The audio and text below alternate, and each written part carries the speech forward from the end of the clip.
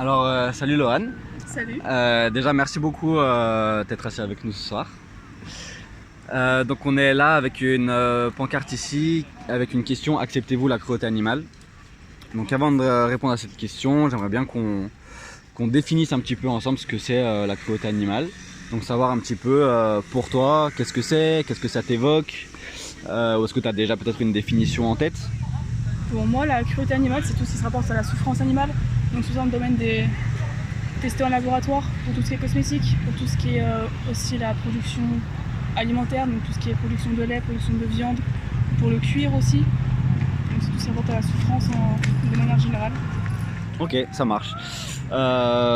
Donc la souffrance, est-ce qu'il y a des situations où faire souffrir un animal, ce serait justifiable? Non. Non, pour toi, la souffrance animale, c'est voilà, cruel et c'est pas bon.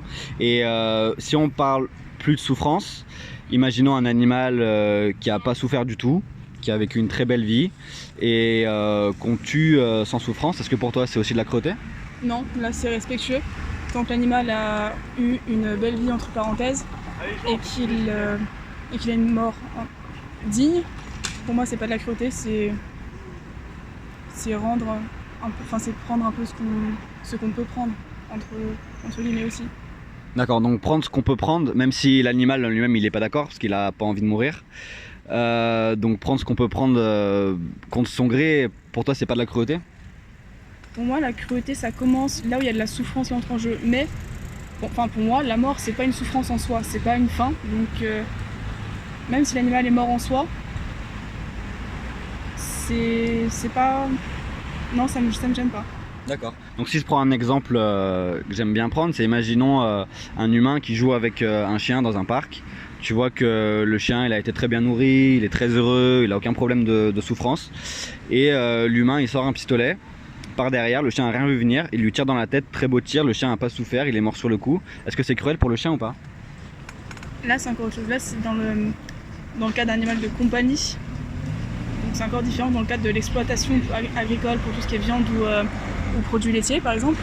Mais dans le cadre d'un animal de compagnie, c'est encore différent pour moi. Parce qu'un animal de compagnie, c'est quand même, on a un lien bien plus fort avec son chien qu'avec la vache du pré d'à côté. Donc ça montre déjà un certain déséquilibre psychologique de la personne. Ouais. de tuer son chien de sang-froid comme ça. Donc là, c'est pas vraiment la cruauté animale, mais c'est qu'il y a quelque chose d'autre derrière, de plus grave chez la personne. Ouais. Et si c'est pas l'humain qui tue son chien, mais c'est un autre, quelqu'un qui connaît pas, qui connaît ni l'humain ni le chien, et du coup il a pas de lien avec le chien en particulier, et il vient et tue le chien de la même façon, est-ce que c'est cruel pour le chien? Je dirais pas que c'est cruel, parce que du coup le chien n'a rien pu sentir en soi. Il s'est même pas rendu compte qu'il était mort. Mais on est toujours sur un déséquilibré, donc il faut creuser plus loin et le mettre faire une petite thérapie, quoi. D'accord. Mais pourquoi faut qu'il fasse une thérapie si c'est pas cruel? S'il n'y a pas de problème, pourquoi il faut qu'il fasse une thérapie? Il peut juste tuer des chiens ou d'autres animaux même. Si les chiens n'ont pas souffert, ils ont pas. Du coup, si c'est pas un problème, pourquoi il aurait besoin d'une thérapie? Parce que le fait de tuer un animal de sang-froid comme ça, sans raison apparente, ça peut être les prémices ce sont les prémices d'un tueur en série en réalité. Donc c'est qu'il faut se poser les bonnes questions au bon moment avant que ça dégénère réellement. D'accord. Donc pour toi, ça veut dire que tuer un animal sans raison vraiment valable, ça reste... ok, pour toi, ça rentre peut-être pas dans le cadre vraiment de la cruauté, mais pour toi, moralement, ça reste plutôt négatif. Moralement, ça reste très négatif. Enfin, personnellement, j'ai un chien, quelqu'un vient le tuer, t'as intérêt à courir vite, quoi. Ouais, bah ouais, je comprends bien. Et du coup, si par exemple, on parlait tout à l'heure d'exploitation agricole, donc un animal qu'on tue pour sa viande par exemple, ou pour l'exploiter pour son lait, pour ses œufs, peu importe, un animal qu'on tue dans le cadre d'une exploitation agricole, pourquoi du coup ça rendrait moins moralement négatif, ou voire même moralement neutre? Pourquoi l'acte il serait différent entre les deux? Pour moi, l'acte est différent entre les deux parce que c'est dans le cadre de se nourrir, sans non plus rentrer dans la surconsommation, hein, évidemment. Tant que l'animal, par exemple, si on prend les poules pondeuses, tant qu'elles ont accès à un extérieur 24 h sur 24, 7 jours sur 7, et ça toute l'année, et qu'on prend leurs œufs de manière respectueuse, j'ai envie de dire, je vois pas le problème, parce que derrière, ce sera utilisé à nos fins pour manger. Et voilà. Ok. Mais aujourd'hui, on sait qu'on a la chance de vivre dans un monde où on peut se passer de tout ça. On peut avoir un régime végétal qui est équilibré. On sait que c'est sain pour au moins la grande majorité des gens. Du coup, si on a ce choix de se nourrir autrement, comment est-ce que ça peut se justifier du coup de tuer si finalement on n'en a pas besoin, même dans le cadre de la nourriture? Alors, si dans le cadre, on parle de régime alimentaire, pour moi, il faut mixer les deux. Enfin, après, c'est ma vision des choses, il faut mixer les deux. C'est-à-dire on peut se passer de la viande effectivement, mais personnellement, je ne veux pas complètement arrêter la viande. Je sais que je raisonne fortement ma consommation de viande et que je prends des morceaux de viande qui viennent soit de personnes que je connais, parce que là où je viens, il y a beaucoup d'exploitations agricoles et on voit la vache vivante dans notre assiette en quelque sorte, donc on sait d'où elle vient. On sait qu'elle a été bien tuée, bien élevée, qu'elle a été respectée. Mais si on peut diminuer ses consommations afin de faire aussi diminuer la pollution de carbone, parce qu'en soi c'est aussi lié au changement climatique, avec les exploitations intensives de vaches aux États-Unis notamment. Mais si on peut mixer les deux pour que tout ça diminue, pour moi c'est un juste milieu, un bon juste milieu. Et pourquoi le juste milieu il serait là, et qu'est-ce qui t'empêcherait du coup d'aller encore plus vers une alimentation plus végétale? Ce qui m'en empêche, c'est que j'aime le goût de la viande en soi, ça me fait toujours plaisir quand je veux un beau morceau de viande, ça me fait toujours plaisir d'en manger un de temps en temps, mais je ne veux pas totalement arrêter ni les œufs ni le lait parce que tous les matins je prends mon petit café au lait, c'est obligatoire. J'aime bien me faire des œufs le soir quand j'ai pas trop le temps, donc c'est quelque chose de simple à faire en fait et de rapide et c'est bon, donc si c'est bien fait, je vois pas trop de problème. Ok, ça marche. Bon, aujourd'hui on a la chance justement d'avoir des alternatives au lait, on a du lait végétal qui est très bon, mais imaginons que ce soit une question de plaisir. Est-ce que ça veut dire que pour toi du coup le plaisir que tu prends avec un plat que tu vas manger peut-être en 10 minutes, donc un plaisir gustatif qui est très temporaire, est-ce que pour toi du coup ça veut dire que moralement ça vaut plus que la vie d'un animal sentient qui a sa conscience, qui a ses émotions, qui a sa propre expérience subjective de vie, etc. Donc pour toi, c'est-à-dire que ton plaisir, il vaut plus que ça? C'est pas que ça vaut plus que ça, encore une fois, c'est toujours dans le cadre où c'est bien fait. C'est-à-dire que si c'est une exploitation intensive, là, non, ça vaut clairement pas le coup. Mais si c'est, encore une fois, si on a des poules en bas de chez soi qu'on mange leurs œufs, personnellement, je vois pas le problème. Parce que c'est nos poules, on les nourrit, elles pondent des œufs, elles vont pas en faire grand-chose, donc autant qu'ils nous servent à nous.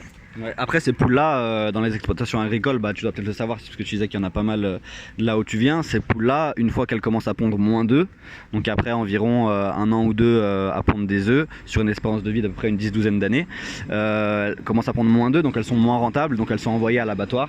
Et elles sont tuées comme les poules de chair, comme les autres quoi. Donc ça veut dire qu'en consommant des œufs, finalement tu participes aussi quelque part, tu es un maillon de la chaîne on va dire de cette exploitation et de la mise à mort de cet animal. Donc pour toi ça veut dire que ce plaisir de manger des œufs il vaut plus du coup que cette vie là qui sera mise à mort à une fraction de sa vie. En soi oui, je participe à ce système là, c'est sûr, mais c'est une manière de faire les choses en soi, parce que une fois, personnellement, moi je viens de la campagne, donc nos poules on les garde jusqu'au bout. Quand elles meurent, c'est qu'elles ont fait leur temps, c'est une cause naturelle souvent. Alors c'est qu'il y a une fouine qui est passée trop tôt, et puis là c'est encore différent. Mais ça va peut-être dans les petites poules de jardin ou des choses comme ça, mais c'est extrêmement marginal. En fait, dans toute exploitation agricole, dès que c'est une ferme c'est une entreprise qui a besoin de rentabilité. Du coup, une ferme qui garde ses poules jusqu'au bout, ça n'existe pas. Il y a une entreprise qui a essayé, qui s'appelle Pool House, qui a fermé parce que justement c'était pas rentable. En fait, on peut pas avoir une entreprise, une ferme qui garde ses poules jusqu'au bout. Ce serait juste nourrir une poule qui donne pas d'œufs, qu'on peut pas vendre.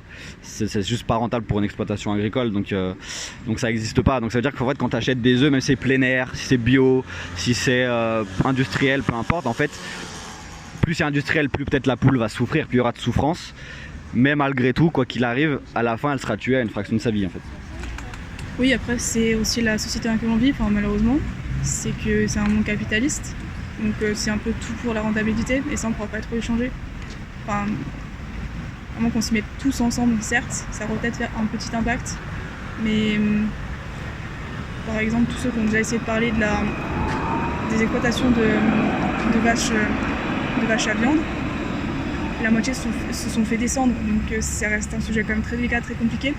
Et tout va ensemble, c'est-à-dire qu'on mange de la viande, donc certes il y a des exploitations intensives qui se créent, ça fait augmenter le réchauffement climatique, enfin, ça fait évoluer le réchauffement climatique, et ça participe également au capitalisme, et enfin, c'est un cercle vicieux, peut-être qu'on ne pourra pas s'en sortir avec la société actuelle. Mais même dans une société qui serait pas capitaliste, imaginons même le village des Schtroumpfs par exemple, qui est pas du tout capitaliste, mais si ces Schtroumpfs là, ils mangent de la viande, ça veut dire qu'ils tuent quand même un animal, alors qu'ils en ont pas besoin non plus. Donc ça veut dire que dans ce cas-là, ils privilégieraient quand même leur plaisir à la vie d'un animal qui serait tué quand même à une fraction de sa vie. Et donc ça pour toi, ça te dérangerait pas? Encore une fois, si c'est bien fait, non, ça me dérangerait pas. Ok, ça marche. Et si quelqu'un, par exemple, tu disais tout à l'heure, s'il y a un humain, par exemple un humain qui joue avec son chien dans un parc, et il y a un autre humain qui vient le tuer, sans souffrance, et si après il le mange, est-ce que du coup ça va? Toujours pas, non, parce que ça reste toujours un animal de compagnie. Donc c'est encore différent, c'est une autre vision des choses, parce qu'on a quand même classifié animaux de compagnie et animaux domestiques en soi. Donc c'est deux catégories distinctes pour moi. Donc manger du chien, c'est quand même une connotation très particulière, parce que on pense souvent aux Asiatiques de manger du chien, mais on sait que c'était parce que c'était dans les cas de famine extrême, donc ils n'avaient pas le choix de manger leur chien, donc c'est une connotation quand même particulière. Ok. Et donc pour toi, est-ce que pour l'animal, en fait lui, son étiquette d'animal de compagnie ou d'animal de rente, lui, il n'a pas conscience de ça, donc est-ce que pour lui ça change quelque chose au niveau de sa vie et de ce dont on lui prive, que lui ça a été un animal de compagnie ou un animal de rente? Est-ce que pour lui ça change quelque chose? Pour moi, une fois qu'on est mort, on est mort, enfin, donc à un moment donné ça ne changera plus grand chose. Donc pour toi, par exemple, si je vais dans la rue et des gens, par exemple, je les euthanasie, on va dire, entre guillemets, sur place, et puis je les mange, est-ce que ça se justifie moralement? C'est encore autre chose là. Là on parle d'humain, Ouais. c'est encore une question. On parle d'individus sentients, quoi, ou même peu importe, en fait, on parle d'individus qui ont leur expérience de vie, qui ont leur conscience, qui ont des structures sociales, qui ont voilà, on les prive de ça en fait. Après humains, animaux, je dis pas qu'il n'y a pas de différence, mais fondamentalement il y a un noyau qui est semblable, qui est que on ressent des émotions, on ressent de la souffrance, on peut ressentir de la joie si on nous en donne l'occasion, on a des structures sociales, etc. Donc est-ce que ça a de la valeur pour toi, et du coup est-ce que ça veut dire que ça a moins de valeur ça que le plaisir gustatif temporaire? C'est pas que ça manque de valeur, mais c'est que personnellement je sais que j'aime manger de la viande, c'est un plaisir pour moi. Donc c'est pas que j'y qualifierais. C'est pas que j'ai fait le bonheur d'une vache en dessous de mon plaisir, mais c'est que ça c'est assez automatisé en fait, on n'a pas vraiment conscience. Enfin on ne prend pas conscience de ça. Mais même en le sachant, je continue à manger de la viande raisonnablement, mais. Ok, ça veut dire quoi raisonnablement? C'est quoi pour toi le seuil raisonnable? En fait, moi c'est beaucoup par période, par exemple. Pendant 6 mois, je peux ne pas manger de viande du tout. Par exemple, pendant une semaine, je peux en manger 3-4 fois.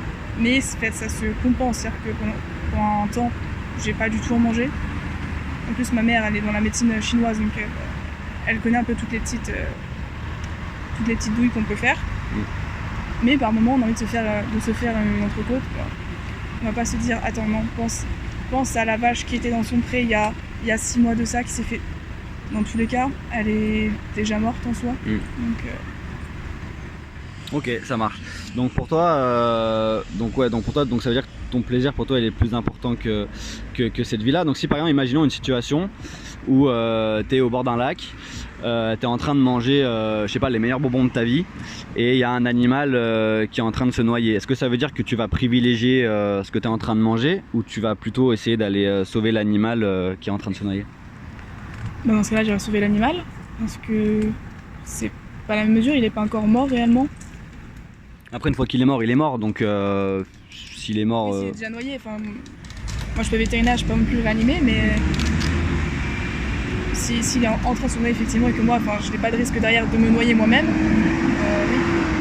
Du coup, on est un peu dans la même situation, parce que même si la vache que tu manges, elle est déjà morte, mais en fait, en l'achetant, en fait, tu finances la mort d'une autre, parce que tu crées de la demande. C'est une histoire d'offre et de demande. Donc si tu vas manger, tu vas acheter par exemple un morceau de bœuf, mais en fait tu vas payer pour qu'une autre vache soit tuée quelque part, une vache qui n'est pas encore morte. Donc ça veut dire qu'en fait tu participes activement, après intentionnellement ou pas c'est autre chose, mais en tout cas tu participes activement à une mort de plus qui pourrait être évitée si tu consommais pas ce morceau de chair animale. Oui, c'est vrai. Donc finalement on se retrouve un peu dans la même situation de j'ai mon plaisir, j'ai un animal qui n'est pas encore mort, est-ce que je vais plutôt privilégier la vie de l'animal ou mon plaisir gustatif? Personnellement, oui, parce que j'estime que j'ai pas de reproche à me faire là-dessus. Enfin, je me sens pas coupable de manger un steak. Non, sans dire toi, est-ce que tu te sens coupable ou non, c'est pas, mais c'est voilà, si on prend un peu de recul, même sans parler de nos comportements individuels à nous, mais c'est de manière générale, si une personne lambda qui serait même pas forcément toi, mais une personne lambda qui ferait ça, si tu privilégies ton plaisir à la vie, ce que tu es en train de me dire, ça veut dire que si cette personne-là, elle est en train de se faire plaisir, ce que je disais, la situation au bord d'un lac par exemple, ça veut dire qu'elle privilégierait son plaisir gustatif à la vie de l'animal. Pour toi, ce serait moralement, ce serait pas négatif? Non, parce qu'en soi, c'est rentré dans les codes. Donc moralement, c'est pas vu comme quelque chose de négatif. Mais moralement, c'est-à-dire pour toi, la morale, il n'y a pas de base morale. Pour toi, la morale, elle est complètement dépendante de la culture? Il n'y a pas une base morale pour toi à avoir? Après, là, on rentre dans un débat philosophique, mais la morale, ça reste quand même propre à chaque culture. C'est-à-dire que si on parle de la culture indienne, une vache, c'est sacré. En France, bon, une vache, c'est une vache, c'est pas du tout quelque chose de sacré. Donc c'est 2 poids 2 mesures, par exemple. Donc la morale, ça reste aussi quelque chose de personnel, c'est quelque chose de culturel, c'est quelque chose du pays aussi. Ça dépend de beaucoup trop de facteurs pour pouvoir la généraliser. Donc pour toi, si tu rentres dans une culture, un pays par exemple, où c'est culturel de torturer des animaux sans forcément les manger, mais c'est juste culturel de les torturer, pour toi moralement c'est neutre. Si eux ça rentre dans leur code à eux, pour toi moralement c'est neutre et tu vas pas essayer de... tu vas pas dire que c'est cruel, tu vas dire pour eux c'est normal, donc c'est normal. En fait, je vais me dire que c'est normal, parce que moi du coup je serais pas habituée en tant qu'Européenne française, mais j'ai trouvé ça choquant certes, mais c'est pas moi qui vais dire arrêtez ça, parce que j'ai aucune légitimité, parce que je serais ni citoyenne de ce pays, ni une personne qui connaît les coutumes réellement, donc j'ai pas mon mot à dire là-dessus. Ok, donc pour toi en fait tu suis les codes actuels, c'est-à-dire que tu suis ce qu'on t'a appris, voilà, c'est ça en fait la culture, c'est ce qu'on t'a appris dans ton enfance, etc. Donc pour toi, il n'y a rien de ce que tu as appris depuis toute petite que tu pourrais remettre en question, parce que pour toi, tant que si t'es dans les codes, ça va, c'est ça? Non, si, encore je trouve que je remets beaucoup de choses en question, mais on peut remettre en question sa culture, mais sa culture, pas celle des autres, parce que là on rentre dans un souci de légitimité aussi. Ouais, mais du coup, par rapport à la consommation de produits d'origine animale, tu sais, soit c'est dans les codes, donc si c'est dans les codes, ça va, du coup. Mais tu as dit aussi que tu étais capable de remettre certaines choses en question. Et pourquoi ça, si c'est dans les codes, ça va, et il y a d'autres choses qui sont dans les codes, mais que tu es quand même capable de faire évoluer? En fait, l'agriculture, ça date de la préhistoire. On a réussi à domestiquer les animaux depuis quand même des milliers d'années. Donc c'est quand même bien intégré dans les codes. C'est quelque chose d'assez ancré. Ouais. Et pour moi, ce qu'on peut faire évoluer là-dessus, c'est juste le fait de mixer en fait. Peut-être pas d'arrêter totalement parce que ça sera compliqué, surtout pour l'ancienne génération, mais au moins de diminuer ou de mieux choisir d'où ça vient. Enfin, c'est déjà un bon point, je trouve, plutôt que quitte à ce qu'une vache souffre toute sa vie et meurt en souffrance, ou qu'une vache vit sa vie tranquillement, mais certes qu'elle meurt trop tôt. Ouais. Enfin, personnellement, je préfère qu'elle vive sa vie en broutant de l'herbe plutôt qu'elle passe sa vie dans des enclos d'1 mètre sur 1 mètre. Ouais, carrément, c'est sûr que si tu as le choix entre faire souffrir et tuer ou tuer sans souffrance du coup forcément c'est mieux. Mais si tu as le choix entre faire souffrir et tuer, ou tuer sans souffrance, ou pas tuer du tout, du coup pour toi qu'est-ce qui est le mieux?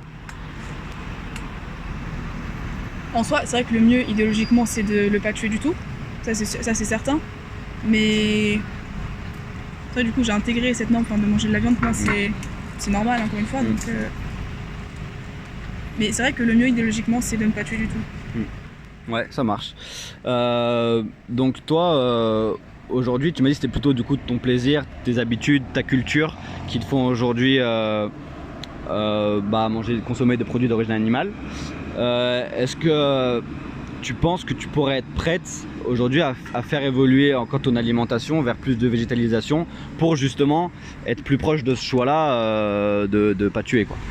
Bah ça je le fais déjà. Donc, premièrement parce que je viens de la campagne, donc on connaît tous les agriculteurs et puis parce que je répète, mais les poules elles vivent jusqu'à la fin, les vaches aussi, et je mange quand même pas beaucoup de viande pour une personne de mon âge. C'est à peu près peut-être une fois toutes les 2-3 semaines en temps normal. Et ça peut être, je peux pas en manger pendant 6 mois, ça va pas me manquer, mais bon, un jour je vais me dire tiens j'ai envie de me faire ça aujourd'hui, je vais me faire un burger.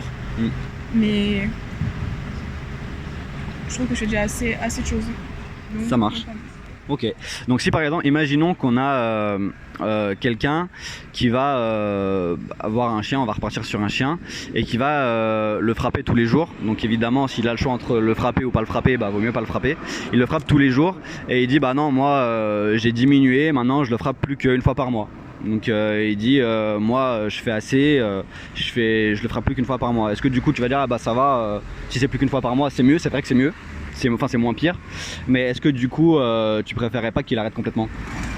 Ah c'est encore autre chose, c'est toujours l'animal domestique, c'est toujours le chien, donc forcément on a... Ou un animal, c'est pas forcément un animal domestique, c'est où il va dans des fermes et il va frapper des animaux de ferme. Là non, parce qu'on part encore sur... Enfin, c'est autre chose, parce que si on parle d'un animal qui vit sa vie tranquillement, qui se fait tuer décemment, ou un fermier qui vient le frapper tous les jours, enfin tous les mois du coup, c'est encore différent, là on entre dans la souffrance animale. Ouais, mais disons qu'on part sur quelque chose, souffrance ou mort, mais quelque chose qu'on a vu que c'était mieux d'éviter quoi. Parce qu'on a vu qu'entre tuer avec souffrance ou tuer sans souffrance ou pas tuer, c'était mieux de pas tuer. Et pareil, entre frapper un animal de ferme ou ne pas le frapper, c'est mieux de pas le frapper a priori. Donc s'il y a quelque chose que tu fais qui est moins bien que ce que tu pourrais, est-ce que vaut mieux le faire moins, c'est mieux, mais est-ce que ne pas le faire du tout, c'est pas encore mieux? Si, c'est sûr, ne pas le faire, c'est encore mieux. Ça, c'est une évidence, enfin, pour tout le monde, j'espère.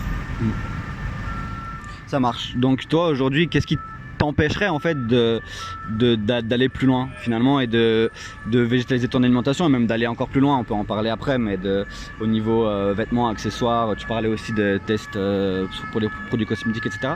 Qu'est-ce qui, toi, t'empêche aujourd'hui d'aller plus loin dans la réflexion et dans tes actions au quotidien finalement? Ce qui m'empêche d'aller plus loin, c'est que ça reste un plaisir pour moi et je n'ai plus envie de m'en priver. C'est vraiment une envie personnelle, c'est-à-dire que moi ça me fait plaisir, j'aime bien ça, je sais d'où vient l'animal, donc j'ai pas de culpabilité j'ai aucune culpabilité à manger de la viande, raisonnablement et de temps en temps. Donc, Ok, ça marche. Donc pour toi, si entre tuer ou pas tuer, pour toi ça te pose pas problème du coup de tuer, même si tu m'as dit toi-même que c'était mieux de pas tuer. Mais en même temps, ça te dérange pas de tuer, même si tu sais que c'est mieux finalement de pas tuer, c'est ça? Oui. Ok, ça marche. Ok. Je pense qu'on a pas mal fait le tour de la question. Et bah écoute, merci beaucoup en tout cas pour cette discussion. De rien, c'était intéressant. Ouais, c'était intéressant, merci beaucoup.